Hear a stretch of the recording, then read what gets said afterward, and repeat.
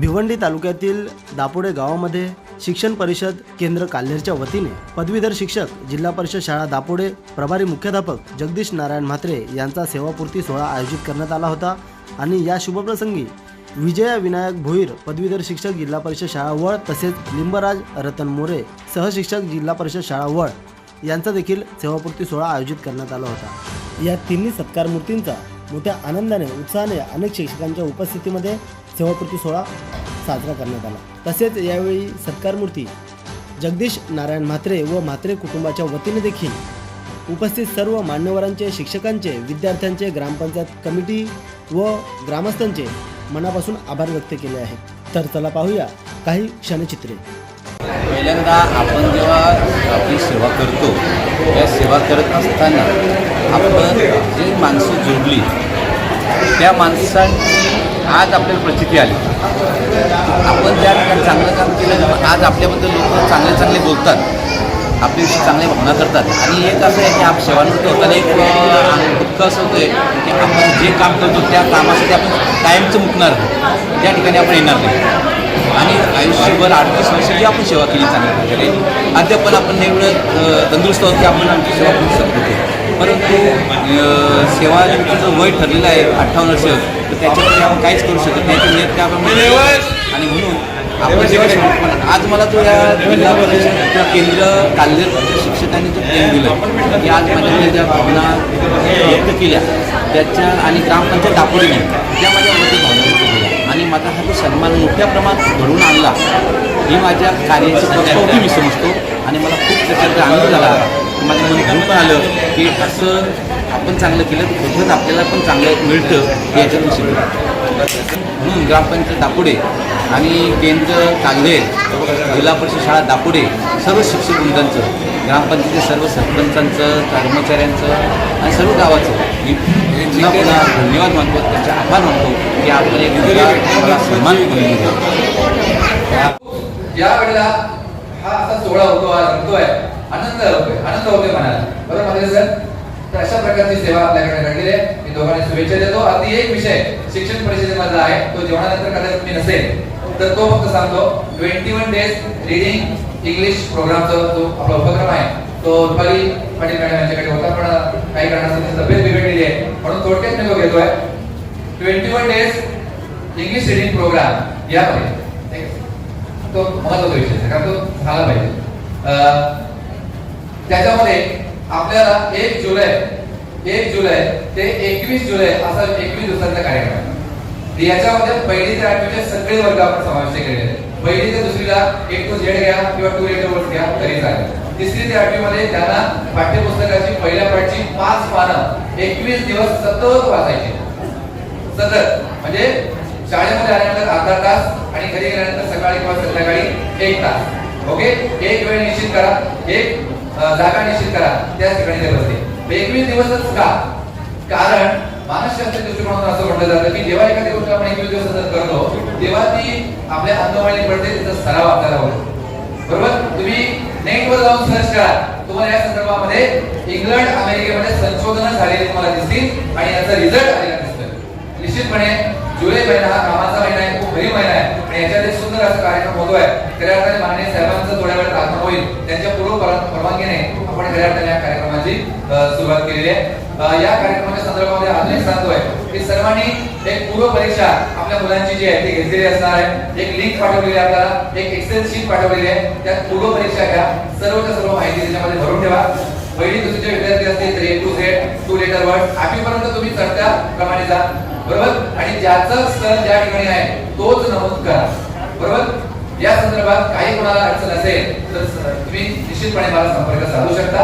हा कार्यक्रम सगळ्यांनी चांगल्या प्रकारे राबवायचा आहे आणि 22-23 जुलै रोजी पुन्हा उत्तर चाचणी होईल। पुन्हा आपल्या शाळेचा पूर्ण डेटा खाली भरून आपण आपल्याला केंद्रावर पाठवायचं आहे आणि केंद्र प्रमुख महोदय ते आम्हाला तालुक्यावरती पाठवतील। पूर्वी कसं होतं आणि 21 दिवस हे मेहनत घेतल्यानंतर ट्रीटमेंट दिल्यानंतर नेमका काय बदल झाला तर हा आपल्याला बघता येईल। अशा प्रकारचे छान उपक्रम केलेले आहे। माननीय मुख्य कार्यकारी अधिकारी सन्माननीय घुगे साहेब आता आपल्याकडे आलेले आहेत, बरोबर। त्यांनी 2 दिवसापूर्वी जी गोष्ट झाली ती तुम्हाला सांगतो। प्रोग्राम मी 10 दिवसापूर्वी लॉन्च केलेला आहे, पण सन्माननीय घुगे साहेबांची बैठक ही माननीय शिक्षणाधिकारी प्राथमिक माध्यमिक आणि जिल्हा शिक्षण व प्रशिक्षण संस्था डाएट यांच्या प्राचार्य या सर्वांची मीटिंग झाली आणि त्यामध्ये माननीय शिवसाहेबांनी सांगितलेलं आहे की या वर्षभरामध्ये मला गुणवत्तापूर्ण उपक्रम राबवलेले दिसले पाहिजेत जिल्हा परिषदेमध्ये आणि ते असे असावे की त्यांचं मोजमाप व्हावं, ते मोजले गेले पाहिजे. म्हणजे तुम्ही जो राबवणार आहात तो तुम्ही सुरुवात कसा केला आणि त्याच्यामध्ये नेमकी ट्रीटमेंट काय केली आणि त्याचा आउटपुट काय निघाला.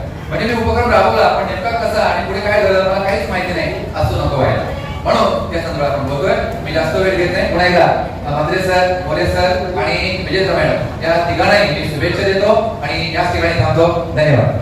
तर आज हा प्रोग्राम आयोजित केला आणि एक भाग्य लागतं प्रत्येक मुलासाठी की आपल्या वडिलांच्या एखाद्या नोकऱ्या सेवापूर्ती कार्यक्रमामध्ये उपस्थित राहणार. आज माझं भाग्य आहे. पप्पांच्याबद्दल तुम्ही जेवढं सांगितलं तेवढं मी म्हणजे मला जेवढं माहिती आहे आणि माझ्या एवढा अनुभव कोणी नसं घेतला. कठोरता, प्रेम या सगळ्या गोष्टी मी अनुभवलेल्या आहेत. आज पप्पांचं शिक्षणाचे असलेले जे विद्यार्थी आहेत ते माझे खूप मित्र आहेत. ते मला खूप एक्सप्रेस करतात का तुझे पप्पा आम्हाला खूप मारायचे वगैरे हे पण प्रेम पण तेवढेच द्यायचे. मी पण तेवढंच पप्पांचं मात पण खाल्लेलं आहे आणि खूप प्रेम पण तेवढंच भेटलेलं आहे. आज पहिला असं मुलगा असेल प्रत्येक शिक्षकाची इच्छा असते किंवा प्रत्येक पालकाची शिक्षक एक इच्छा असते की आपला मुलगा डॉक्टर झाला पाहिजे, काहीतरी चांगला हे झालं पाहिजे. मग पप्पांनी मला आधीपासून लहानपासून एकच गोष्ट सांगितली, तुला जे वाटेल ते कर पण ते मनापासून कर. एक पप्पांमध्ये जे मी बघितलेलं आहे की नॉन करप्टेड माणूस कसा असला पाहिजे ते मला पप्पांनी शिकवलेलं आहे. आणि करप्शन मध्ये कधी घुसू नको, 1-2 रुपये कधी घेऊ नको कोणाचे, हे शिक्षण मला पप्पाने दिलेलं आहे. तर कधी प्रामाणिकपणे वाग, समाजात इज्जत तेवढीच भेटेल. आज मी पप्पांना बघतो, पप्पा गावातले सगळे प्रॉब्लेम सॉल्व्ह करतात. बाहेरच्या शिक्षणातले असतील, विद्यार्थ्यांचे असतील, सगळे प्रॉब्लेम पप्पा सॉल्व्ह करत असतात. त्यांच्याबरोबर लहानपणापासून मी त्यांचा बघून आज मला सुद्धा समाजसेवा करायची इच्छा त्यांच्यामुळे झालेली. तर असे पप्पांचं सगळं काही व्यवस्थित कार्यकाळ 38 वर्षाचा चांगला झालेला आहे. आणि यापुढे म्हणजे मध्ये वसईला जेव्हा पप्पांची बदली झाली तेव्हा खूप इच्छा होती की पप्पांनी नाही जायला पाहिजे तेवढ्याला. तर तेव्हा मी पण थोडासा लहान होतो, तेवढी जिम्मेदारी नव्हती. पण आज मी जिम्मेदारी घेईन, अजून जास्त घेईन आणि पप्पांना जेवढा आराम करायला लागते तेवढं करेन. आणि माझ्या आईच्या सुद्धा जेवढं साखर करून कमीच आहे, कारण की आई रात्री 2-3 वाजता झोपते. पण पप्पा सकाळी 7 वाजता शाळेवर जाणार असेल तर सकाळी 5 वाजता उठेल, आधी डब्बा बनवेल आणि त्यानंतर बाकीची कामं करेल. तर तिच्याबद्दल जेवढं बोलावं तेवढं कमीच आहे. बोलून काय होत नाही, जेवढं मनात असतं तेवढं तिच्या हातात इज्जत केली पाहिजे आणि नंतर काही त्याचा उपयोग नाही. आता जेवढा मला प्रेम करता येईल, जेवढी त्यांची सेवा करता येईल तेवढा मी करत राहील, हीच माझी इच्छा आहे. धन्यवाद. जय हिंद, जय महाराष्ट्र. नोकरीची जबाबदारी जशी पार पडली तशीच आज आमच्या आईचा खरंच सिंहाचा वाटा आहे पप्पांच्या आज यशस्वीरित्या पूर्ण करण्यामध्ये रिटायरमेंटचे. कारण सकाळी डब्बा बनवण्यापासून नुसतं पप्पांना डब्बा नाही, शाळेतल्या इतर शिक्षकांसाठी पण विविध पदार्थ बनवून द्यायचे. पप्पा खरंच सांगतात की माझी बायको सुधरण काही आता रांगणोळी शाळेत जेव्हा मी मॅक्सिमम मला जेव्हा समज आली पप्पा रांगणोळी शाळेत होते, पिंपळगाव शाळेत होते, तेव्हा मॅडम कॉल करून विचारायच्या, मॅडम रेसिपी कशी बनवायची, हॅलो रेसिपी कशी बनवायची ही सांगतो. जशी की आमच्या आईचे फेमस म्हणजे नॉनव्हेज तर बनवते चांगली, सोयाबीनची भाजी जी आहे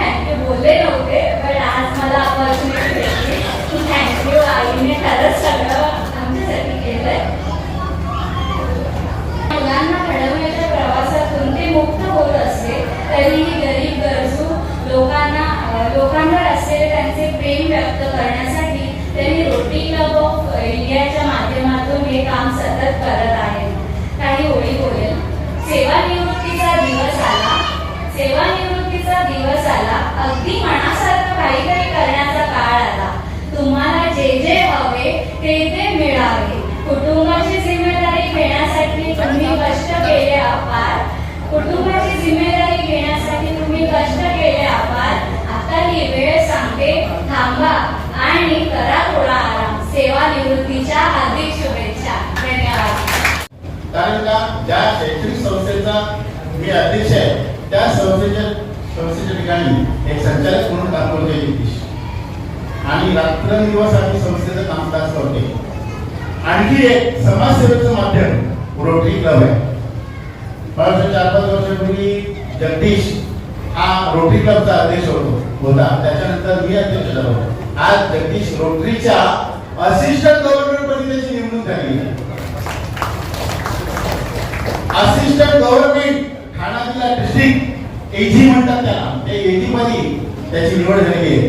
आणि खरोखर एवढा वेळ देतो तर मलाही आज रोटरीला वेळ देता येत नाही. या ठिकाणी मी सुरुवातीचं वर्णन छोटीने केलं आणि त्या छोटीच बोलतो, गणेशने केलं. त्या माऊलीचं वर्णन काय करायचं. जगदीश गेल्या वर्षापासून डाएटवर आहे. माहिती आहे कोणाला विषय माहिती ना. मध्यंतरी आता तर बरं दिसतो, पण मध्यंतरी एकदम तब्येत झाली. अरे आम्ही बोलायचं ते डाएट सोडून जरा बस. जगदीश कधी झाले, पण या माऊलीने जी मेहनत केली ना या डाएट सांभाळण्यामध्ये, खरोखर कमी नाही त्रास सुरुवाला, भरपूर त्रास आहे. जगदीशचं नाही, जगदीशचं घर संध्याकाळी भरलेलं असतं. मुलगी म्हणून गेली, न्यायाधीश या नात्याने गावातली कोणाचंही भांडण होते, काही होते, जमिनीचे वाद होते, ते मिटवायला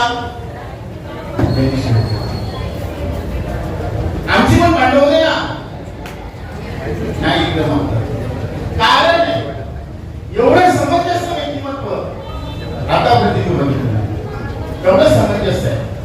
कोण म्हणतो प्रेमळ रागीट नाही, तो कोणीतरी बोललं रागीट नाही, रागीट आहे तो. वेळ पडली तर मला मारतो पण, अशी अवस्था आहे. काय रागीट नाही मला. स्वभावाचं वर्णन करावं माणसाने.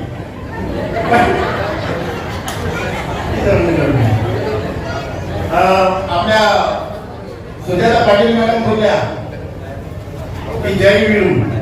मी जय आहे, तो विरू आहे. विरूची पसंती चांगली आहे, पण हा जय विरूसाठी आयुष्याच्या शेवटच्या क्षणापर्यंत तो कार्यरत आहे. आणि काही अडचणी आल्या तर या ठिकाणी त्याला शब्द देतो का माझ्या हृदयात जाऊ शकत नाही. मी 3 दिवस झाले, 2 महिन्यापासून मी सांगतोय का काय करतो, पण नाही ऐकलं नाही. मला भावना व्यक्त करायच्या, मला भावना व्यक्त करायच्या. शंकर भोईर म्हणून आमचा एक मित्र आहे, त्याने काय सांगितलं, त्याने आम्ही सगळ्यांनी सांगणे हे केलं. परंतु उद्याचा जो कार्यक्रम आहे याला शक्य होण्यासाठी त्या कार्यक्रमाला या एक जगदीशचा छोटा करून म्हणून तुम्हाला इन्व्हिटेशन देतो. संध्याकाळी 6 वाजता त्याचे दिवस झाले कार्यक्रम आहे.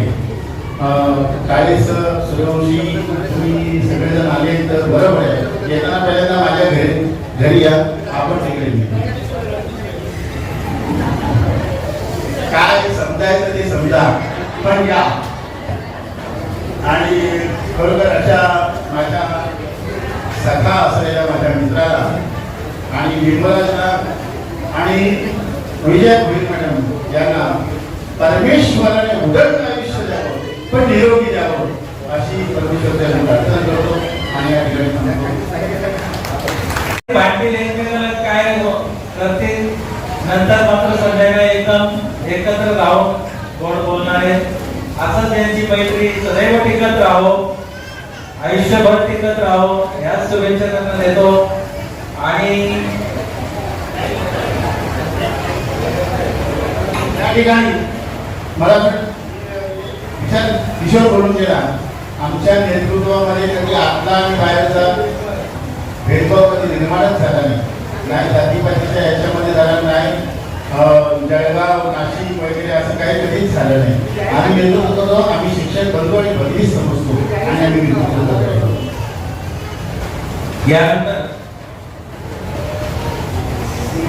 यानंतर लिंगराज गोरे सर सत्कारमूर्ती आपण मानवले किती अर्ज जातात याची कल्पना तुम्ही ऑफिसला जाऊन बघा. रातोरात पुरस्कार बदलले जातात, बरोबर ना मॅडम? हा, रातोरात पुरस्कार बदलले जातात. पण अशी जेव्हा सर्व मंडळी जेव्हा असते आणि म्हणून मला अभिमान वाटतो की 2007 पासून या केंद्रामध्ये आहे. या केंद्रामध्ये अनेक प्रकारचं चॅलेंजिंग काम आहे, सोपं नाही या केंद्रामध्ये, कारण सर्वात जास्त पट या इथे आहे, बहुभाषिक आहे. पण इथे काम करायला आनंद वाटतो, कारण जेव्हा अशी सर्व माणसं असतात तर अशा प्रकारे बोलण्यासारखं खूप आहे. मी तुमचा प्रतिनिधी म्हणून बोलतोय, अजून 1 मिनिट मला लागणारच आहे.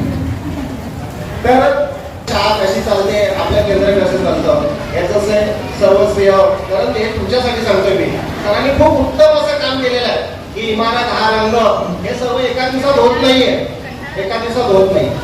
तर अशा प्रकारे अतिशय उत्कृष्ट असा हा काम करणारा माझा शिक्षक ज्येष्ठ बंधू, खरं तर त्यांना उदंड आयुष्य लाभो, अतिशय आरोग्यपूर्ण आयुष्य लाभो. आणि मी या सर्व शुभेच्छा या आपल्या सर्व केंद्रातील सर्व बंधू भगिनींच्या वतीने देतो. खरं तर माईक ठेवायची अजून सुद्धा माझी इच्छा नाही. पुन्हा एकदा सर्वांना शुभेच्छा देतो आणि मला बोलण्याची संधी दिली त्याबद्दल मी माझ्या केंद्रातील सर्व शिक्षक बंधू भगिनींना धन्यवाद देतो आणि इथेच थांबतो. जय हिंद, जय महाराष्ट्र.